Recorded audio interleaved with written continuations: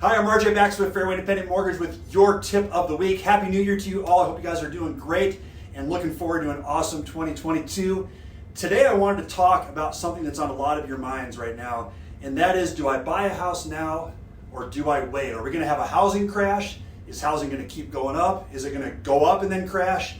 What's going to happen? And the fact of the matter is, no one really knows what's going to happen with housing prices, but I just want to look at some hard numbers because there are a couple things that are definitely happening right now. Number one, inflation is very high. Things are going up, and that includes housing.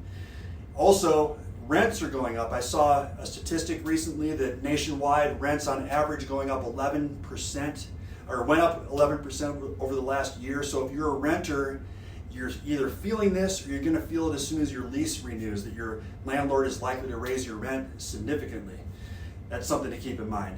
The other thing is, the Federal Reserve, they said in December that they are going to raise rates in 2022. So what effect is that going to have on the housing market, the stock market, the prices of things, mortgage rates? So let's just look at the numbers of a conservative scenario that may happen in 2022 and talk about the prospect of waiting until next January to buy a home instead of right now. So let's just look at a standard home. This is a basic home in Denver. Hard to believe that a basic home is at this price point, but $500,000 home with 20% down payment. You're borrowing $400,000 on your loan at a 3.125% 30-year fixed interest rate, unbelievably low still.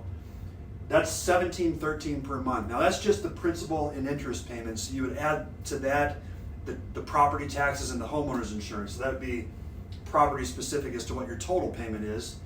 But the principal and interest part of the loan, $1,713. Now let's fast forward a year from now, and let's say that we have 6% appreciation in housing. Now, that is historically just a touch above what Denver has done over the past however long they've kept the data.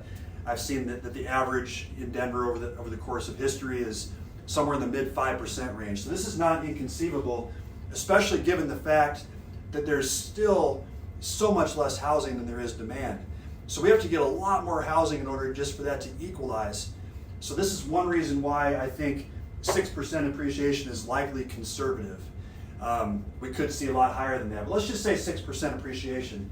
That means that same $500,000 home will be $530,000 a year from now. That'll be the cost. 20% down, that means you have a $424,000 loan.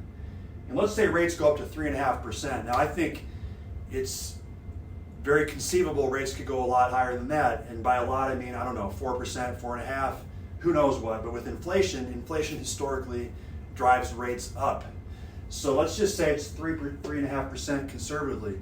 That means that your payment on that same exact house a year later is nearly $200 a month higher, $1,905 per month.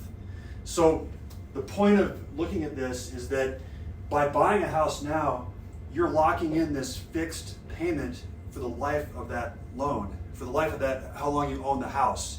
Whereas when you rent, you are not going to have any control over how much that rent goes up. If that 11% trend continues for the next couple of years, which could be the case as inflation typically and historically drives up rental rates, then you're going to be paying a lot higher than this and still be in a worse position down the road. Not only that, but if you look at the down payment dollar amount is more. So that's $106,000 down instead of $100,000 down. So that means you have to save more money for more down payment, which might even prolong things further. Now, if you are concerned about down payment or if you qualify for a home, call me, because there's down payment assistance out there.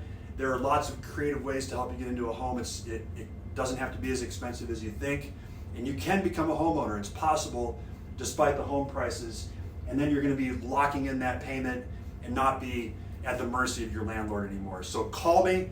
We can discuss your situation, take a look at the numbers, and see what makes sense and get you pre-approved to buy a home. Once again, my name is RJ Baxter. Appreciate you guys watching, and have a great rest of your day.